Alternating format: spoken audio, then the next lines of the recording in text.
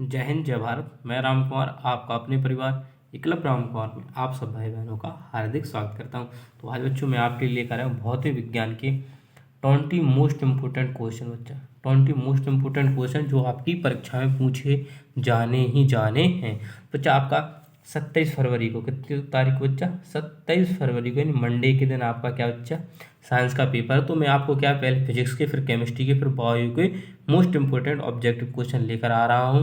तो आप इन्हें करना ना भूलें। एक बार इस वीडियो को जरूर देखें, बार बार इन क्वेश्चनों को रिवीजन करने का प्रयास करें, जिससे कि आपके अच्छे नंबर आ सके। ठीक है, अगर आपका भी टारगेट 70 में 70 है तो हम आपके लिए लॉन्ग क्वेश्चन, शॉर्ट क्वेश्चन, हर क्वेश्चन की वीडियो लेकर आएंगे। तो आप उसे देखना ना भूलें, तो आपका 70 नंबर का बच्चा होगा। ठीक है, तो पहला क्वेश्चन की बात कर लेते हैं। पहला क्वेश्चन क्या कह रहा है कि निम्न में से कौन सा सही नहीं है। तो अब आपको ये बताना है कि 4 विकल्प दिए हैं, तो इनमें से कौन सा सही नहीं है। तो आप कहोगे सर जी कि पहला क्या कह रहा है माँ कि प्रकाश जो है विद्युत चुम्बकीय तरंग है। नहीं भैया। प्रकाश सीधी रेखा में गति करता है। नहीं। प्रकाश एक अनुपस्थित तरंग है। सही नहीं है, सही नहीं, मतलब ये तो सही। प्रकाश विद्युत चुम्बकीय तरंग है, बिल्कुल सही कथन है। प्रकाश सीधी रेखा में गति करता है, बिल्कुल सही बात है। प्रकाश अनुप्रस्थित तरंग है, बिल्कुल सही बात है। लेकिन प्रकाश जो है वो अनुदैर्ध्य तरंग नहीं है। जो जो गलत है इसमें क्या है बच्चे? डी में ऑप्शन है जो कह रहा है कि प्रकाश एक अनुदैर्ध्य तरंग है। नहीं भाई साहब, प्रकाश एक अनुदैर्ध्य तरंग थोड़ी होती है। प्रकाश अनुप्रस्थ तरंग होती है। प्रकाश विद्युत चुम्बकीय तरंग है।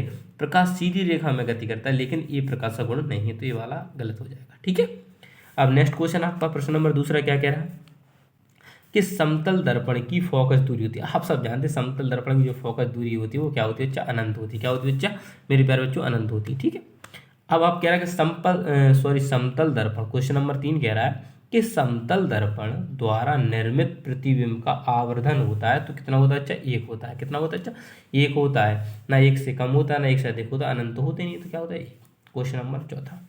क्वेश्चन नंबर चौथा आपसे क्या कह रहा है, अब आपको इसको समझना है कि यदि किसी वस्तु को एक दर्पण के सामने निकट रखने पर प्रतिबिंब सीधा बने, कैसा बने बच्चा? प्रतिबिंब सीधा बने, और किंतु दूर रखने पर उल्टा बने। कह रहा है कि अगर किसी वस्तु को किसी दर्पण के सामने, किसके बच्चा? किसी दर्पण के हम सामने रखते हैं तो सामने निकट रखने पर तो प्रतिबिंब सीधा बनता है, और अगर हम उसे दूर रखने पर उसका प्रतिबिंब जो क्या बनता है वो उल्टा बनता है। प्रतिबिंब उल्टा प्रतिबिंब बने तो वह दर्पण कौन सा? तो आप सब जानते हो वह दर्पण कौन सा होता है बच्चा? अवतल दर्पण होता है। क्या होता है बच्चा? अवतल दर्पण के साथ ही कंडीशन होती है। क्वेश्चन नंबर 5, किसी दर्पण की फोकस दूरी एफ और वक्रता त्रिज्या आर के बीच संबंध। मोस्ट इंपोर्टेंट क्वेश्चन है बच्चा, जो मोस्ट इंपोर्टेंट पूछे जाए तो एफ बराबर क्या होता है? r/2। एफ बराबर क्या होता है? जो फोकस दूरी होती है वो त्रिज्या क्या होती है बच्चा? आधी होती है। त्रिज्या क्या होती है बच्चा? आधी होती है। ठीक है, और अब देखो क्या बच्चा, अब आपका नंबर आता है 6वें क्वेश्चन का। 6वां क्वेश्चन क्या कह रहा है कि किसी अवतल दर्पण द्वारा आभासी सीधा तथा आवर्धित प्रतिबिंब बनता है, वस्तु की स्थिति होगी। पहला कह रहा है ध्रुव व फोकस के बीच। दूसरा बी ऑप्शन है फोकस तथा वक्रता केंद्र के बीच। वक्रता सीमा वक्रता केंद्र पर, वक्रता केंद्र के पीछे। तो आप सब जानते हो जब अवतल दर्पण आभासी और सीधा तथा आवर्धित प्रतिबिंब बनता है वो कब बनता है? जब क्या होता है? ध्रुव व फोकस के बीच। किसके बीच बनता है? जब ध्रुव व फोकस के बीच हो। ठीक है, क्वेश्चन नंबर 7 कि स्वस्थ नेत्र के लिए दूर बिंदु स्थित होता है। तो आपको दूर की जब बात होगी, जब दूर की बात होगी तो क्या होगा? 100 मीटर होगा। कितना होगा? 100 सेंटीमीटर होगा। दूर के लिए क्या होगा? 100 सेंटीमीटर होगा। और स्वस्थ नेत्र के लिए स्पष्ट दृष्टि से न्यूनतम, जब न्यूनतम की बात करता है बच्चा तो कितना होता है? 25 सेंटीमीटर। ध्यान करना आपको, जब आपकी दूर की बात करेगा तो आप 100 सेंटीमीटर देख सकते हैं स्पष्ट। और अगर स्वस्थ नेत्र के लिए स्पष्ट दृष्टि से न्यूनतम दूरी, तो न्यूनतम दूरी कितनी होती है बच्चा? 25 सेंटीमीटर होती है। कितनी होती है बच्चा? 25 सेंटीमीटर होती है। ठीक है, अब जी क्या कह रहा है क्वेश्चन नंबर 9 क्या कह रहा है कि जब श्वेत प्रकाश प्रिज्म से गुजरता है, जब श्वेत जो प्रकाश होता है प्रिज्म से गुजरता है तो सर्वाधिक विचलन किसका होता है? तो आप सबको बैगनी रंग का होता है। किसका होता है अच्छा? बैगनी रंग का सबसे ज़्यादा विचलन होता है। अब एक इलेक्ट्रॉन पर आवेश होता है, तो बच्चा एक इलेक्ट्रॉन पर आवेश होता है आप सब जानते हो 1.6 10 की पावर -19 कूलम। जी आपका आंसर होगा। अच्छा ठीक है, आप चलते हैं नेक्स्ट क्वेश्चनों की ओर। अब बच्चों आपके सामने क्वेश्चन नंबर 11। क्वेश्चन नंबर 11 क्या कह रहा है कि 1 किलोवाट घंटा में जूलों की संख्या होती है। तो 1 किलोवाट में जूलों की संख्या, इसका जो ऑप्शन आपका होगा बच्चों, ऑप्शन नंबर ए सही होगा। 36 गुणा 10 की पावर 5 जूल होता है। फिर कह रहा है क्वेश्चन नंबर 12 कह रहा है किसी धातु के तार में विद्युत धारा, किसी धातु के तार में विद्युत धारा प्रवाह धारा का प्रभाव होता है। तो क्या होता है बच्चा, आप कहोगे क्या होता है, आप कहोगे इसका मुक्त इलेक्ट्रॉन के द्वारा होता है। हाँ, मुक्त इलेक्ट्रॉन, जो इसका आंसर होगा बच्चा वो क्या होगा बच्चा, मुक्त इलेक्ट्रॉनों के द्वारा।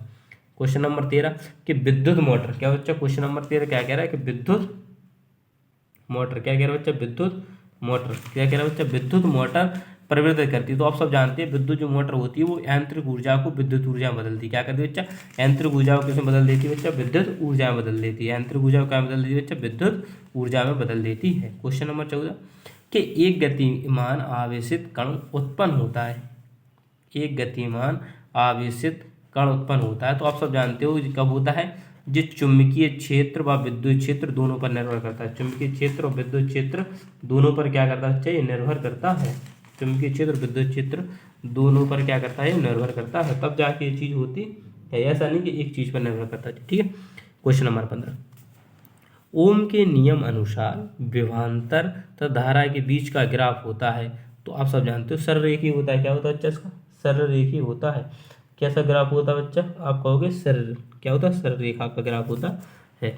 ठीक है, क्वेश्चन नंबर 16 कह रहा है कि एक उत्तल दर्पण की फोकस दूरी 10 सेंटीमीटर है। तो दर्पण के उत्तल पृष्ठ की वक्रता त्रिज्या होगी, तो आप कहोगे 20 सेंटीमीटर। कितनी बच्चा, 20 सेंटीमीटर, दोनों 20 सेंटीमीटर होती है। क्योंकि ये कह रहा है कि फोकस दूरी, तो फोकस दूरी तो एफ बराबर, देखो फॉर्मूला आपको होता है एफ बराबर क्या होता है, r/2 होता है फॉर्मूला। ठीक है, तो अपन को फोकस दूरी कितनी दे रहा है, 10 दे रहा है। तो फोकस दूरी का 10 मान है, तो 2 का अगर गुणा होगा तो 10 दूनी कितना हो जाएगा, 20। त्रिज्या कितनी आ जाएगी, 20 कोई पूछ रहा, ये 10 दूनी कितना हो बच्चा, 20।